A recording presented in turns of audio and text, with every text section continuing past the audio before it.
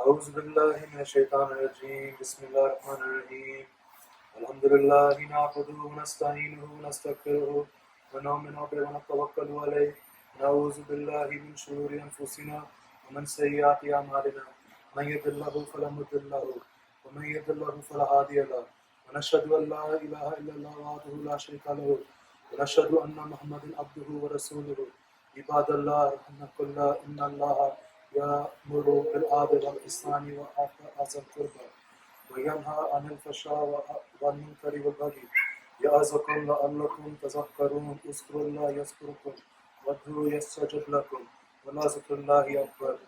All praises due to Allah. We praise Him, we ask help from Him and ask His protection.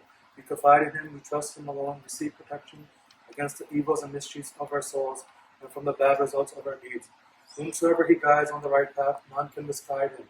And whomsoever He declares misled, none can guide him onto the right path. And I bear witness that none deserves to be worshipped except Allah. He is alone, has no partner. I bear witness that Muhammad SAW is His servant and messenger. O servants of Allah, may Allah be merciful to you. Assalamu alaikum wa rahmatullahi wa barakatuhu. Growing up, I was always told the story about Khadija, Maryam, Amna, and many others. May Allah be pleased with all of them. All of these people are important, but little is told about Islam in regards to African women or men. For example, many are familiar with Bilal ibn Rabah. He was a loyal companion to the Prophet ﷺ. Brothers and sisters, why is it that we only know about Bilal? May Allah be pleased with him. However, there are so many other black companions too. Today's khutbah I will be talking about Ayman, also known as Barakah, the woman who never stopped caring, a woman of paradise. She was an African girl brought from Abyssinia and sold as a slave in Mecca. She was Barakah. She was a young girl taken in by a kind person, Abdullah, the father of the Prophet ﷺ. Source Sahih Muslim. She was indeed the only servant in the household when he married Amna, the Prophet ﷺ's mother. A slave girl who looked after the affairs and was treated like a daughter by the lady Amna, in whom she found comfort, a friend. On the day, Amna narrated to her a dream she had seen, and the young Abyssinian interpreted it beautifully. She narrates it herself. Amna said, O Bakra, I have seen a strange dream. Something good, my lady, I asked. I saw lights coming down from my abdomen, lighting up the mountains, the hills, and the valleys around Mecca. You shall give birth to a blessed child who will bring goodness, I said. The first person, we may say, also recognized the importance of the man to come, who turned out to be the most influential man that the world would witness. When Amna gave birth to Prophet ﷺ, Bakra was her only midwife. She was the first person to see the baby, the first one to touch, and the first one to smile at him. When he, peace and blessings be upon him, was born, Barakah excitedly told Amna, he is more beautiful than the moon, my lady. Your dream has come true. It was Ayman who gave Amna the news of her husband's death. So before the Prophet ﷺ was born, he already lost his father. Fast forwarding some history, when Muhammad ﷺ was 6 years old, Amna, his mother, fell ill with a high fever. She knew her life was coming to an end and told Barakah, be a mother to him, Barakah, and don't ever leave him. So now Muhammad ﷺ has lost his mother. He is crying so much. He's a young and an orphan, and he witnessed his mother die in front of him.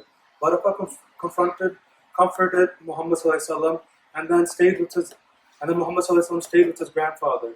Within a couple years later, Al-Muttalib also died, and Muhammad ﷺ lived with his uncle Abu Talib until he married Khadija. In each of his homes, Barakah stayed with him, just as his mother Amna requested. Barakah was the only family member that the Prophet ﷺ had. The Prophet ﷺ called Barakah Ummah, or mother.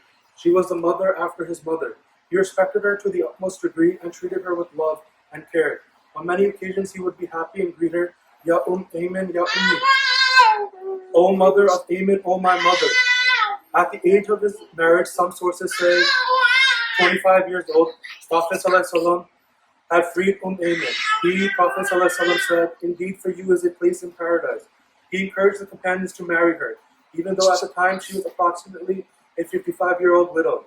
Prior to this, she was married to Ubayd ibn Zayd and gave birth to Ayman, hence why she called Ayman. Prophet ﷺ said, should one of you desire to marry a woman from the people of paradise, let him marry Ayman. A young companion named Zad ibn Hariyata said yes and married her. After Khadija, may Allah be pleased with her, Baraka was one of the first people to accept Islam. She was one of the first people to accept Islam. She was the first person to hold the young Prophet ﷺ. In her hands, she was a companion who remained by his side from birth to grave. She was a support and comfort for his mother, Amna. She was someone who supported the faith. She was Ayman.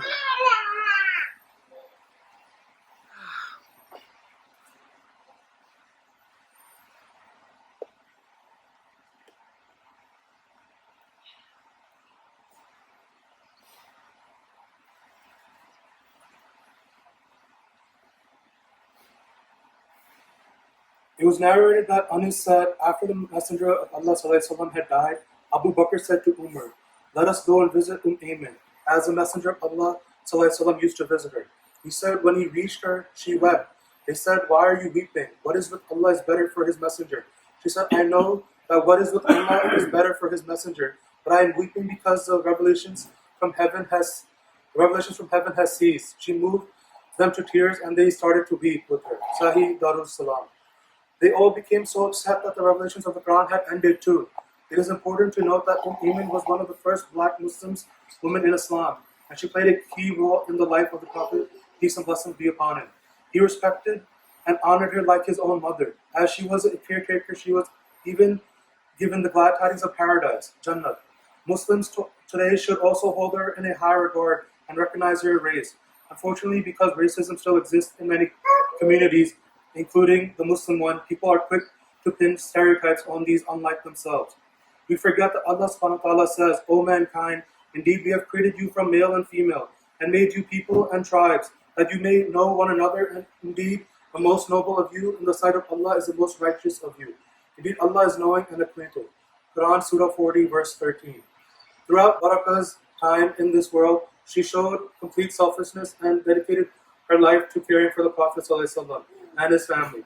She was the one who looked after his mother throughout the pregnancy, the loss of a husband, childbirth, and death. She was the one who cared for Muhammad, peace and blessings be upon him, as a child who lost his mother and grandfather, and the one who supported him as the messenger of Allah. She was alongside him in all steps of his life, from even before birth and after his death. On the closing of the khutbah, I will leave you guys with a dua and a quote from Mufti Main. If you have a problem with someone's skin color, you have a problem with the Creator. If you have a problem with someone's skin color, you have a problem with the Creator. He created us in multitude of colors so we can appreciate diversity and live in harmony. Don't let anyone tell you who is more superior. Treat people fairly. The Almighty is watching. As I said in the beginning of the khutbah, there are so many Sahabas of the Prophet ﷺ. We should also learn about our black companions too. We need to be educated. MashaAllah, the love Ayman had for Muhammad ﷺ. May we strive to be good and caring like Ayman. May Allah SWT bless Ayman Ameen. May we increase our knowledge. Rabbi Zidni Ilmah. May we become righteous. May we learn more about black companions of the Prophet ﷺ. May we all not judge others, especially by the color of their skin. Do good and learn from one another. Ameen. Alhamdulillahi Rabbil Alameen. Wassalatu wassalamu ala Rasulillah Muhammadin Ameen. Wa ala ali wa sahbi ajma'een. Inna Allaha wa malaikatahu yusalluna ala nabi.